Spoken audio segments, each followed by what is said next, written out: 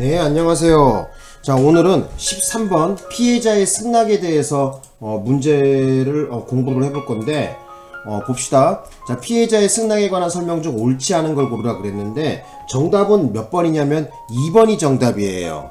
그래서 하나하나 이제 일단 2번이라고 제가 여기다가 적어 드릴게요. 적어 드리고 하나하나 봅시다. 자, 동그라미 1번서부터 해결해 볼까요? 자, 보시면은 위법성 조각 사유의 근거를 이익 형량과 이익 흠결로 나누는 견해에 따르면, 그죠? 그래서 위법성 조각 사유의 근거를 요 두 가지로 나누는 견해가 있거든요. 이익 형량과 이익 흠결이라는 게 있는데, 자, 거기서 보시면은 긴급 피난 같은 경우에는 이익 형량에 피해자의 승낙은 이익 흠결의 근거를 가지고 있다, 이렇게 말하고 있는데, 자, 맞는 얘기거든요. 자, 이익 형량이라는 거, 그리고 하나는 이익 흠결이라는 거, 요렇게 연결을 시켜주면 돼요. 그래서 쉽게 말씀드리면은 이익 형량이라는 것은 뭐냐면은 보호되는 법익이 침해되는 이익보다 우월하다, 그걸 갖다가 이익 형량이라 그러거든요. 쉽게 얘기하자면 저울질을 해갖고 보호되는 법익이 침해되는 이익보다 우월한 거, 이걸 이익 형량이라 그래요. 그래서 긴급 피난에서는 바로 이익 형량의 원칙을 중시 여기죠. 그리고 피해자의 승낙 같은 경우는 이익 흠결이라 그랬는데, 피해자가 스스로 자기의 법익에 대해서 포기하거나 아니면은 스스로의 승낙에 의해서, 피해자의 승낙에 의해서, 그죠? 자기가 스스로 법익을 포기를 하는 거거든요. 그래서 국가가 굳이 나서 갖고 그것을 보호해 주진 않는다는 거예요. 자기 스스로 법익을 포기했기 때문에. 그래서 국가가 개입해서 그것을 보호하지 않는다, 그 말이에요. 그래서 여기에 대해서 또 공부를 언제 한번 제가 특강을 한번 마련을 할게요. 그래서 제가 준비는 해왔어요. 준비는 해왔는데 여기 시간이 많이 잡아먹을 것 같아. 여기 한번 봐봐요. 자, 제가 여기 준비해 왔죠, 그쵸? 변호사 시험, 여기 저 써놨잖아. 변호사 시험 13번 기출문제 등장한 이익 형량과 이익 흠결이다, 이렇게 나와 있죠, 그쵸? 그래서 내가 아까 방금 전에 말씀드렸지만 긴급 피난은 이익 형량하고 같이 짝꿍을 맺어주고, 피해자의 승낙은 어떻게 해라? 이익 흠결과 짝꿍을 맺어놔라. 그래서 그래도 이왕 여기 화면 보여줬으니까 간단하게 이익 형량이 무엇이고 이익 흠결이 무엇인지 정의만 그러면 살펴보고 가자고. 자, 여기 보시면은 이익 형량 이렇게 나와 있죠. 근거 원리 이익 형량, 우월한 이익의 원칙이다 해서, 자, 그러니까 이익 형량이라는 거는 두 가지 이상의 법익이 충돌을 했을 때, 그죠? 더 높은 법익을 보호하고 낮은 법익을 버리는 걸 말하는 거거든요. 그래서 이것이 긴급 피난인 경우에 적용이 된다, 이렇게 좀 보시면 되고요. 그 다음에 아까 전에 얘기 나온 거 있잖아요. 이익 흠결이라는 건, 이건 뭐냐면은 피해자 자신이 법익을 스스로 포기한 거예요. 그죠? 버렸다 이거죠. 여기 아래 보시면 정확한 얘기가 나와 있죠. 그 뜻에 대해서 핵심 키포인트가 나왔는데 제가 한번 읽어보겠습니다. 그래서 피해자가 피해자가 처분할 수 있는 법익을 스스로 포기하거나 보호할 이익이 없으므로 국가가 개입하여 위법하다고 평가할 필요가 없는 상태다. 쉽게 얘기하자면은 피해자 본인이 법익을 포기했기 때문에 국가가 굳이 나서서 그것을 보호해주지 않는다는 거예요. 그죠?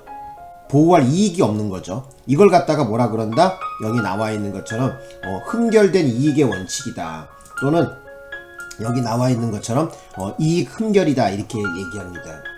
뭐 어려운 내용은 아닌데 여러분 교과서에는 없을 거예요. 이게 저기 어디냐, 이게 좀 고시 같은 공부하는 큰 책에 나와 있더라고요. 그래도 여러분은 뭐 알고 계시면 좋죠. 뭐 제가 이렇게 자료 준비해 왔으니까 여러분들은 고생 안 하고 공부할 수 있잖아요, 그죠? 자, 그 다음에, 자, 그러면 이제 또 한번 봅시다. 동그라미 2번이 답인데 2번에 대한 얘기를 좀 해보자고. 사문서 위조는 사회적 법익 침해 행위이므로 피해자인 명의자의 묵시적 추정적 승낙이 있더라도 사문서 위조죄가 성립한다 했는데, 자, 이 경우에는 사문서 위조를 성립하지 않는다고 했어요. 왜 그러냐면은, 자, 원래 이 피해자의 승낙이라는 것은 그 요건이 뭐냐면은 개인적 법익에 한정하거든요. 그런데 원칙이 그래요. 원칙이 그런데 예외적으로 바로 사회적 법익 중에서 사문서 위조와 관련된 것은 어찌 보면 개인적인 영역도 해당되거든요. 그래서 이 경우에 자, 그 피해자가 피해자인 명의자가 그저 묵시적이나 추정적 승낙을 하게 되면은 이 경우에는 죄로 인정하지 않고 위법성을 조각하게 되는 거거든요. 그래서 위법성을 조각하는 게 아니라 구속요건 자체가 구속요건 해당성을 배제하는 거겠죠. 그죠? 예. 자, 그래서 말씀을 좀 더 드려보고 싶은데, 요 말을 좀 기억해 놓으시면 좋을 것 같아요. 그래서, 묵시적, 추정적 승낙이라고. 추정적 승낙이라는 거는 뭐냐면은, 쉽게 좀 설명을 좀 드려보자면은, 좀 어떻게 설명하는 게 나을까? 추정적 승낙은. 잠깐만. 자, 우리가, 이거는 이렇게 추정하자. 추정이라는 말 많이 쓰잖아요. 그죠? 쉽게 얘기하자면은, 확실하지는 않은 거야. 근데, 대충, 짐작이 간다. 짐작. 요런 정도로 이해하면 되겠죠? 그래서 쉽게 얘기하자면은, 현실적인 어떤 승낙은 없었어요. 하지만, 모든 사정을 갖다 고려할 때, 이 정도면은 충분히, 승낙했겠다라고 추정할 수 있는 거. 그 경우에는 어떤 경우겠어요? 그 피해자에게 유리하거나 이익이 되는 경우가 많겠죠? 여기다가 적어 보실래요? 추정적 승낙 밑에다가 피해자에게 유리하거나 이익이 되는 경우 적었어요? 근데 중요한 거는 어쨌든 피해자의 현실적인 이런 승낙은 없었어요. 그래서 모든 이런 사정을 갖다가 종합해서 고려해 볼 때 피해자에게 어떤 이익이 되거나 유리한 경우에는 가능하다. 이걸 추정적 승낙이라 그래요. 그래서 이런 경우에는 어쩐다는 거야? 바로 위조죄를 인정하지 않고 구속요건 해당성 자체를 갖다가 배제하는 거거든요. 그래서 대표적으로 사문서 위조죄 같은 경우에 구속요건 해당성을 조각하는 경우는 어떤 경우가 있냐면은 어떤 권한을 포괄적으로 위임받아 갖고 위임한 그런 취지에 따라서 위임받은 그런 권한 내에서 어떤 경우를 행사했을 때 이 경우를 구속요건 해당성을 배제한다. 이렇게 보시면 될 것 같아요. 그래서 어쨌든 자, 다시 한번 강조하는데 자, 피해자인 명의자의 묵시적 추정적 승낙이 있다고 한다면은 위조죄는 성립하지 않습니다. 그리고 알아두실 것은 뭐냐면은 이 피해자의 승낙이라는 것은 원칙적으로 개인적 법익에 한정하는 거예요. 법익을 처분할 수 있는 자. 그죠? 그래서 국가적 법익이나 사회적 법익은 해당 사항이 없다는 거예요. 자, 여기다가 제가 적어 볼까요? 자, 여기다 요거를 다시 한번 제가 저기를 보여 드릴게요. 화면을 바꿔서 설명을 다시 한번 드리는 것이 여러분들에게 공부하는데 좀 이익이 될 것 같아요. 자, 글씨는 한 20 정도로 하고, 자, 너무 크나? 200 정도. 자, 여기 한번 봅시다. 그래서 우리 형법에는,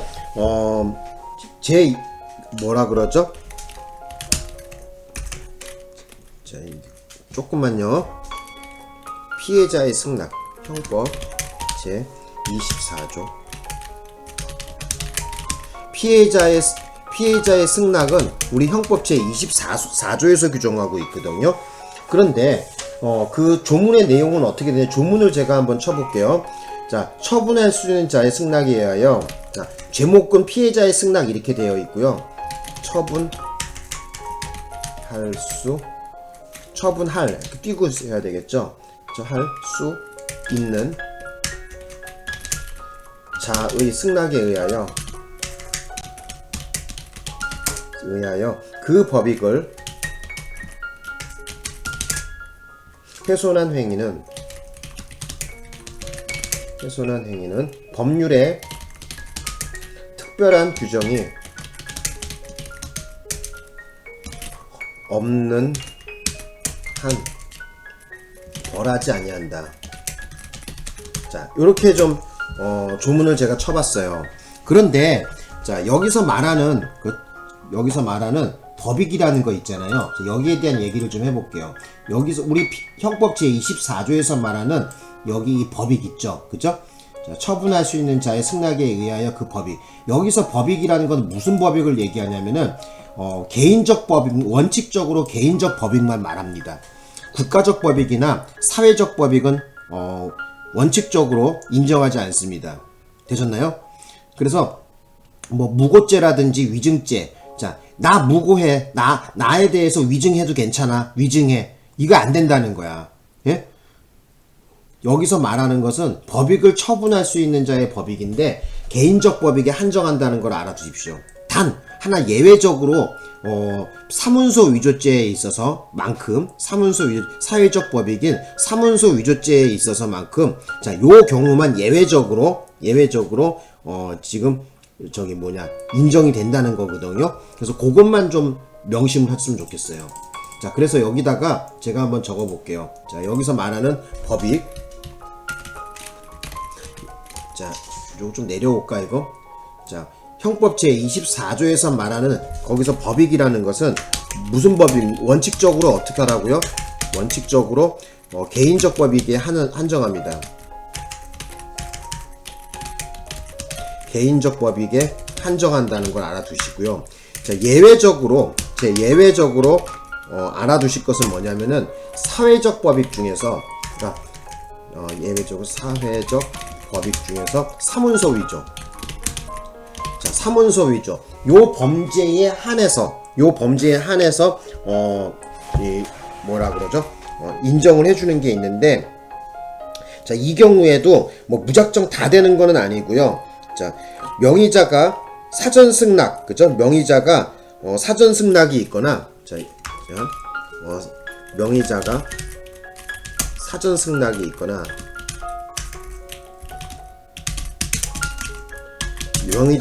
승낙이 있거나, 포괄적 위임을 받아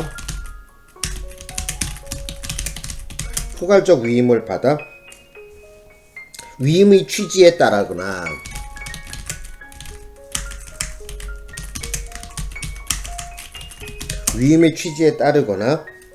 위임 받은 권한 내에서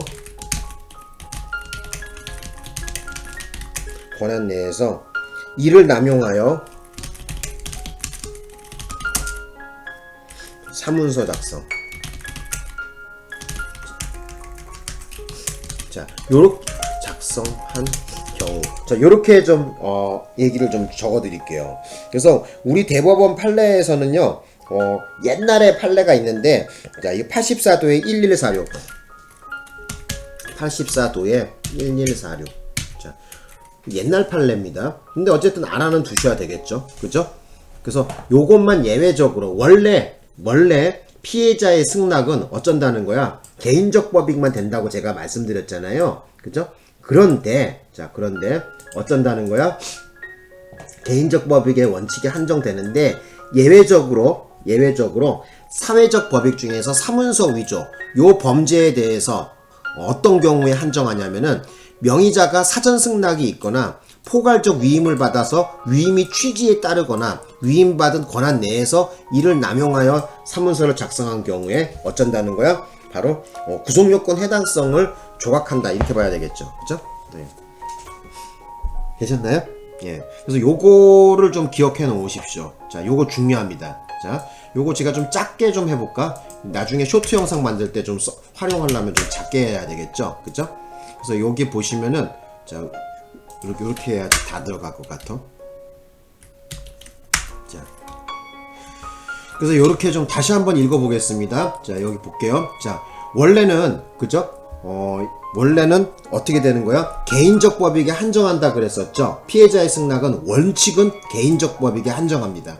하지만 예외적으로 그죠? 사회적 법익 중에서 사문서 위조에 한정하는데 명의자가 사전 승낙이 있거나 아니면 포괄적 위임을 받아서 위임의 취지에 따르거나 아니면 위임받은 권한 내에서 이를 남용해서 사문서를 작성한 경우에는 바로 예외적으로 인정한다는 거예요. 그래서 꼭 알아두실 것은 개인적 법익에 한정한다는 거야. 그래서 국가적 법익이나 사회적 법익은 원칙적으로는 안 된다는 거죠. 그죠? 원칙적으로 어쩌다는 거야? 제가 여기 적어 놓을게요. 국가적 법익이나 그죠? 국가적 법익 그 다음에 사회적 법익, 국가적 법익 X 이렇게 해놓고 또 어쩐다? 사회적 자 X 이렇게. 그래서 어쨌든 알아두셔. 요거 중요해. 원칙이 그렇다는 거야. 원칙은 항상 알고 있어야 될 거 아니야. 그죠? 원칙은 개인적 법익에 한정한다는 거야. 그죠? 그래서 국가적 법익이나 사회적 법익은 바로 피해자의 승낙에 그 법익에 여기 말하는 법익에 해당되지가 않아요. 되셨죠? 자, 그러면 다시 넘어가 보자고 이제.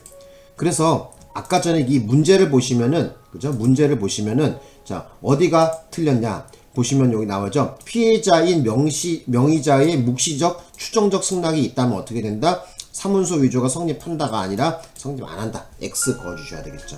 그래서 어떤 분은 문제 풀 때, 뭐라 그러죠? 뭐 몇 글자만 보고 나서 바로, 그래, 오케이, 뭐 이러시는 분도 있는데, 자, 요거 틀린 지문입니다. 2번. 그래서 답은 2번이야. 성립하지 않습니다. 명시적, 추정적 승낙이 있다면은 가능하다. 자, 그 다음에 이제 3번에 한번 보자고. 자, 3번에 보시면 갑이 A와 B가 공동 거주하는 주거에 현재 하는 B의 현실적인 승낙만 있었어요. 자, 봅시다. 자, 지금 상황이 어떤 상황이냐면은 A와 B가 공동 거주하는 바로 주거. 그죠? 근데 거기에 누가 들어갔대? 갑이라는 양반이 들어갔다는 거야. 근데 들어갈 때 누구의 승낙만 받았어? B에 대해서만 현실적인 승낙을 받았대요. 그리고 들어갈 때 방식은 어떤 방식? 통상적인 방식으로 들어갔대요. 예전에 제가 요거 쇼트 영상 많이 올렸었죠? 현통은 뭐라 그랬었어요? 현통인 경우에는 주거 침입죄가 성립하지 않는다 그랬었죠? 현실적인 승낙과 통상적인 방법, 현통에 대해서는 주거 침입죄가 성립하지 않는다 그랬잖아. 그죠? 맞는 얘기죠. 자, 그 다음에 이제 4번에 보자고. 자, 4번에 보시면, 4번에 보자. 4번에 보면 형법 제24조 규정에 의하여, 형법 제24조는 아까 말했지만은 피해자의 승낙이야. 자, 피해자의 승낙 규정에 의하여 위법성을 조각하는 피해자의 승낙은 법률상 이를 처분할 수 있는 사람의 승낙이어야 하고, 오케이, 맞아. 그 승낙이 윤리 도덕적으로 사회상계에 반하지 아니어야 되겠죠. 그죠? 제가 요거 피해자의 승낙의 요건을 갖다가 좀 따로 좀 강의를 좀 해드릴게요. 잠깐만. 자, 여기 한번 보자. 자, 피해자의 승낙의 요건. 자, 일단 법조문은 여러분 이렇게 생겼잖아요. 그죠? 처분할 수 있는 자의 승낙에 의하여 그 법익을 훼손한 행위는 법률에 특별한 규정이 없는 한이야. 중요한 것은 있는 한이 아니라 법률에 특별한 규정이 없는 한 벌하지 아니한다. 벌하지 아니한다라는 것은 무슨 말이야? 그죠? 처벌하지 않는다는 얘기겠죠. 그죠? 그래서 여기서 벌하지 아니한다는 뭐를 조각하는 거야? 위법성을 조각하는 거겠죠. 그죠? 피해자의 승낙에서 바로 지금 위법성 파트에서 다루고 있는 거잖아, 이게. 그죠? 그래서 그거 위법성을 조각한다는 거야. 되셨나요? 근데 아까 전에 제가 설명할 때 여기 보시면은 요거 있죠. 자, 요 경우는 사회적 법익의 사문서 위조 관련된 것은 알아두실 것이 뭐냐면은 위법성 조각이 아니야, 이거는. 그죠? 요것만 뭐냐면은 구속요건 해당성을 조각하는 거야. 우리 판례는 그렇게 봤어. 구속요건 해당성 조각. 되셨나요? 예. 그래서 위법성 조각이 요것만 위법성 조각이 아니야. 자, 그러면 피해자의 승낙에 대해서 한번 공부를 해보자고. 자, 왜 이러냐? 자, 형법 제24조. 형법 제24조 피해자의 승낙. 피해자의 승낙. 자, 요건이 있겠죠? 그죠? 피해자의 승낙의 요건에 먼저 넘버1으로 저는 어떻게 암기했냐면은 법사주 업전으로 알고 있거든요. 법. 자, 두 번째는 주 업. 자, 법사주 업전. 자, 저는 5개를 머릿속에 지금 거의 25년이 흘렀는데 거의 30년이 다 돼가는데도 바로 피해자의 승낙의 요건은 법사주 업전으로 저는 머릿속에 기억했거든요. 젊었을 때. 지금도 이걸 갖다가 기억하고 있잖아, 내가. 법사주 업전 요건. 자, 법은 뭐냐면요, 법익을 처분할 수 있는 자, 그리고 사는 뭐냐면 사회상규에 반하지 아니어야 되고요. 주는 주관적 정당화 요소가 있어야 되고, 업이라는 건 뭐예요? 법률에 특별한 규정이 없어야 된다는 거. 저는 사전 승낙이어야지 된다는 거예요. 자, 그래서 자, 요걸 갖다가 제가 한번 그러면 또 정리를 좀 해드릴게요. 자, 법은 뭐라고요? 자, 자, 여기 보시면 잠깐만. 법은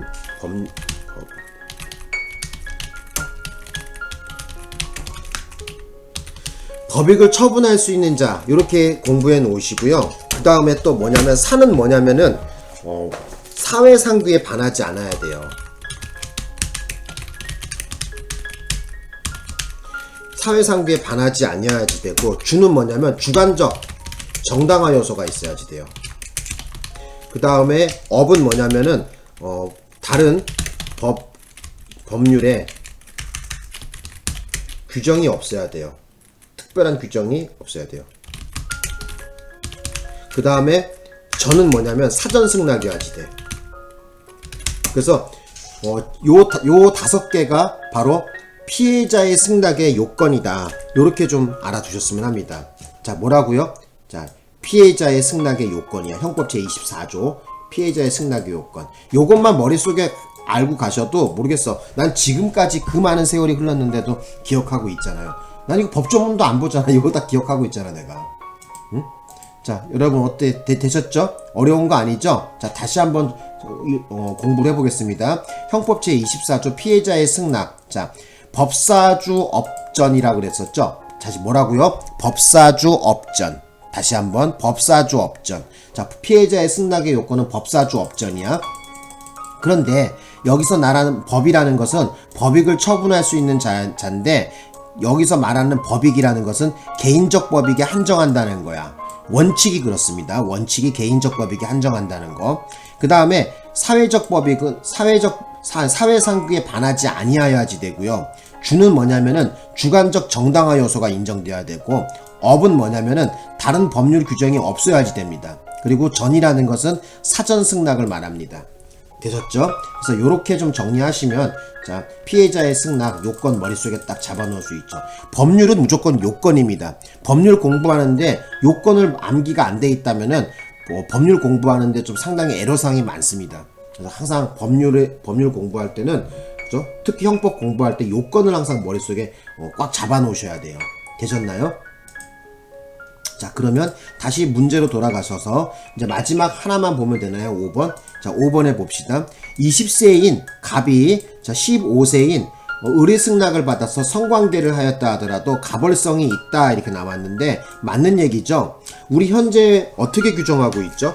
여기에 대해서 미성년자 의제강간죄라 그러죠. 미성년자 간음죄라 그러나 의제강간죄죠, 그죠? 그래서 예전에는 13세 미만자만 규정하고 있다가 지금 법이 어떻게 된 거예요? 13세 이상 16세 미만의 사람도 간음하게 되면은, 그죠? 처벌을 한다는 얘기죠.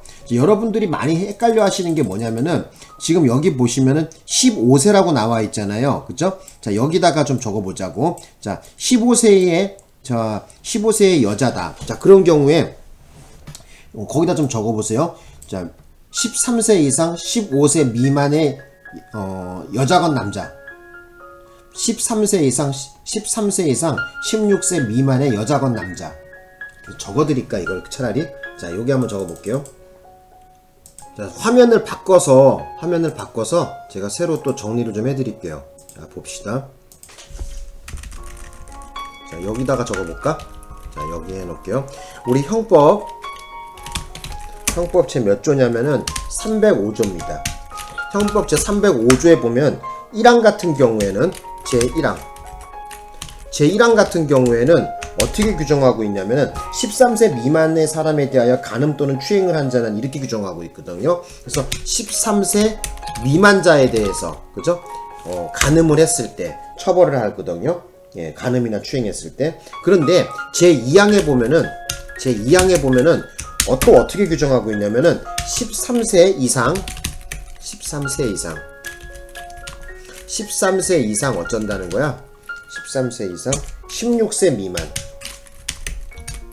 16세 미만의 사람에 대해서, 자, 가늠을 하는데 그 가해자가 그죠? 그 가해자가 어떻게 된다? 19세 이상인 경우. 자, 요거를 잘 이해하셔야 돼. 자, 지금 여러분들이 형법 공부 처음 하시는 분이나 법률 이런 거 공부를 좀 약간 안 해보신 분들은 뭐 미만 이상 이런 얘기 나오면 후달려 하더라고요. 자, 선생님 알려드릴게요. 제가 여기 봅시다. 16세 미만이라고 하는 거, 요 미만이라는 글자는 당의 숫자는 포함하지 않습니다. 그러면 여기서 16세는 해당돼 안 돼? 안 됩니다. 그러니까 여기서 말하는 것은 누구를 얘기하냐면은 제가 요걸로 알려드릴게요. 13세부터 해서 자 적어볼게.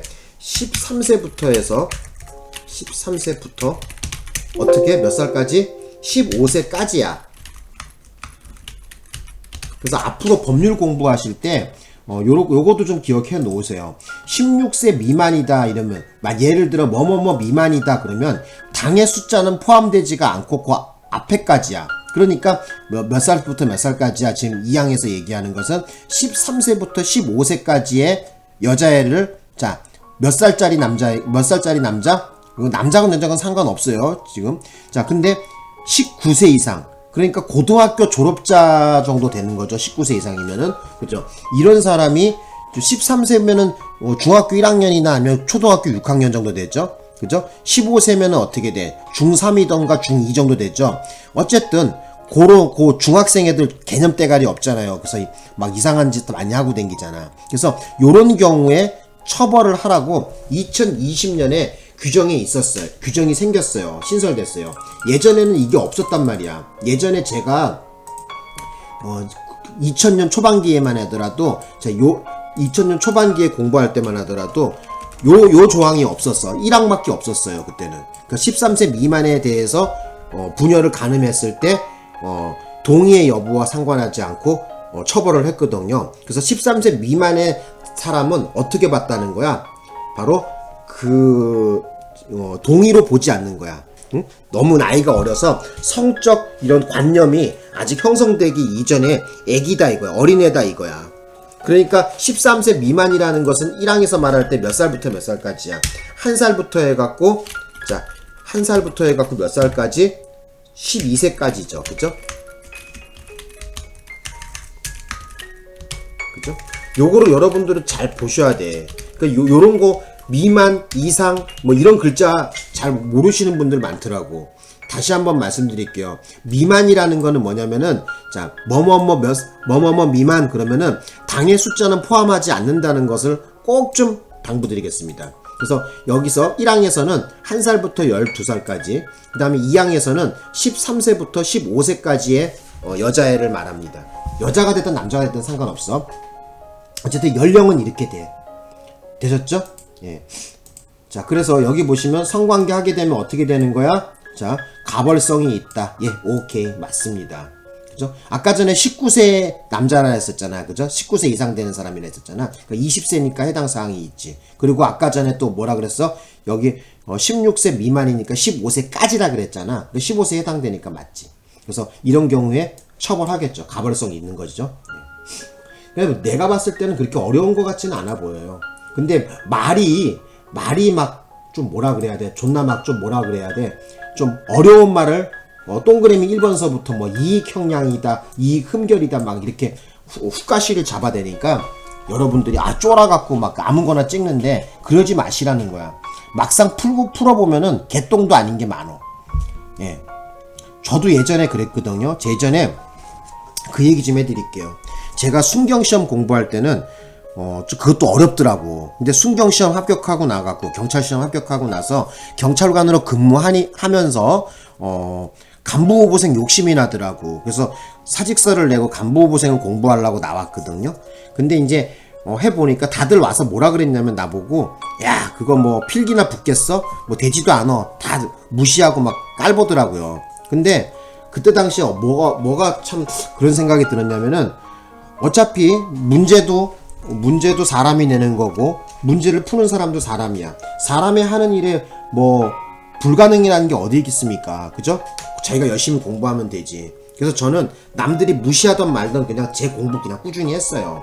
그래서 2006년도 경찰 간부 후보생 55기 시험에 1차 합격을 합니다. 비록 면접에서는 안 됐는데 어쨌든 그리고 나서 1차 합격이 됐어요. 예. 그리고 나서 면접에서 떨어뜨려 버리더라고. 모르겠어. 무슨 이유로서 떨어뜨렸는지 모르겠는데 안 됐어요. 근데 뭐 중요한 건 그걸 얘기하려고 그러는 게 아니라 어떤 것이 어렵다, 뭐 힘들다 이렇게 말하는 거 막상 접해보면 개똥도 아니라는 걸 꼭 알려드리고 싶어서 그 얘기 드린 거예요. 이제 해보니까 별거 없어요. 얼마나 공부를 그때 빡세게 했으면 지금 30년이 흘렀는데도 여러분들한테 강의를 해드리고 있잖아요. 그죠? 예.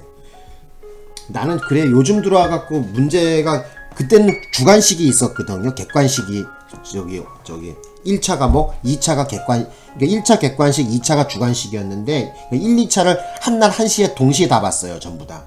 당일날 다. 근데 지금은 객관식 100%죠. 속으로 와 진짜 꿈 같네. 진짜 너무 행복하겠다 이런 생각이 들더라고. 어쨌든 뭐 시대를 잘못하고 태어나서 뭐 좀 출세하지 못한 것이 제가 한이 되는 거죠. 여러분들은 뭐 어쨌든 뭐 시험 공부 열심히 하셔갖고 뭐 제 강의 듣고 뭐 이렇게 하면은 뭐 합격하지 않을까요? 네. 저는 생각에 그 쇼트 영상 많이 보세요. 쇼트 영상에 좋은 강의, 그러니까 강의의 엑기스, 강의의 핵심들이 전부 다 쇼트 영상에 있단 말이에요. 쇼트 영상을 많이 좀 참고해서 보셨으면 합니다. 그래서 어떤 친구들 저한테 메일이 왔어요. 한 얘기가 선생님 어떻게 하면 형법을 잘할 수 있습니까? 했는데 일단 형법은 꾸준한 노력이 있어야 되겠지만은 제일 중요한 거는 일단 법조문을 꼭 찾아보시라는 거 하고요. 두 번째 객관식 문제를 많이 풀어보라는 거. 그 객관식 문제는 언제가 중요하냐면은 가장 최근에 치러졌던 문제들 있죠. 그죠? 시행처에 상관하지 말고 저는 주로 강조드리는 것이 경찰 시험, 그 다음에 경찰 승진 시험, 변호사 시험, 경찰 간부 후보생, 경찰대 편입 시험 문제, 해양경찰 시험 문제, 그 다음에 검찰 문제, 법원 문제, 총 그래서 한 8개 시행처에서 나온 거, 최근 3년치 정도 출력해서 문제를 풀어보시라는 거야. 그러면 그거 풀 시간도 없을 거야, 아마. 바빠. 뭐 어떤 사람들은 뭐 기출 문제만 보고 가면 합격되나요? 이렇게 물어보는데 기출 문제만 보고 가면 합격이 돼. 문제는 뭐냐면은 기출 문제를 똑바로 분석하지 않았기 때문에 틀리는 거겠죠. 시험장에서 헤매는 거겠죠. 기출 문제 3년치를 풀고 갔는데 떨어질 리가 있나? 물론 나는 가니까 그 시험 문제 다 봤던 거던데 뭐 한 문제나 두 문제 빼고 다 봤던 거더라고. 그냥 맨날 아둔한 소리, 좀 띨빵한 바보 같은 소리 많이 하더라고. 내가 너무 열내는 것 같은데 공부하는 거를 얘기를 들어보니까 속이 터져버릴 것 같더라고요. 그 명절이라고 해서 아무 말 안 하고 참았는데 어떤 친구들 저한테 이제 가끔씩 이렇게 메일이 와요. 뭐 어떻게 하면 형법 잘할 수 있냐. 그래서 전화 한번 걸어줘라. 전화 한번 주세요. 제가 설명드릴게요. 해서 설명하는데 기출문제만 보고 가도 되나요? 이러더라고. 그래서 기출문제만 보고 가면 돼. 그랬어요. 근데 뭐 어느 학원 선생님이 그러는데 기출문제만 보고 가면 떨어진다고 하던데 했는데 그 떨어지는 이유는 뭐냐면은 제대로 공부를 안 해서 그래. 기출문제 분석을 똑바로 동그라미 1번, 2번, 3번은 왜 답이 되며 왜 답이 안 되며 정확하게 분석을 안 했기 때문에 그런 거겠죠. 그죠? 8개 시행처 문제 한 시행처당 40문제씩 해봐. 48에 32, 320문항을 갖다가 몇 년치야? 300문항씩이라고 치워도 339. 그러면 대략 한 1000문항 정도, 1000문제 정도 되는데 1000문제 정도 문제를 보고 갔는데도 시험에 떨어질 리가 없는 거겠죠. 그죠? 말이 안 되는 소리죠, 그거는. 그죠? 예. 개똥 같은 소리죠. 어쨌든 여러분들은 제가 당부드리는데 지금 시험이 3월 15일날 시험을 치는데 지금 흐느적거릴 그럴 시간이 없어요. 그죠? 하나라도 좀 공부하시고 문제 풀어보셔야 돼요. 그리고 변호사 시험 문제, 기출문제 이거 다 풀어봐야 됩니다. 제가 해설을 3월 15일까지 올릴지 전 문항을 다 올릴지 안 올릴지는 모르겠는데 최대한 여러분들은 정답이라도 다 알고 가. 변호사 시험 문제 항상 그 해의 변호사 시험 문제가 경찰 시험에 한 3문제 정도에서 4문제가 똑같이 나왔습니다. 항상. 그러니까 내가 이걸 해설해 주는 거겠죠. 미쳤다고 이거 해설합니까? 이거 어렵게. 그죠? 자, 어쨌든 괜히 열낸 것 같은데 좀 분발하셔서 하시라는 의미에서 말씀을 드렸습니다. 자, 오늘 수업 여기까지 하고요. 잠시 쉬었다가 또 영상 올리게 되면 또 올려드리겠습니다. 오늘 대단히 감사합니다.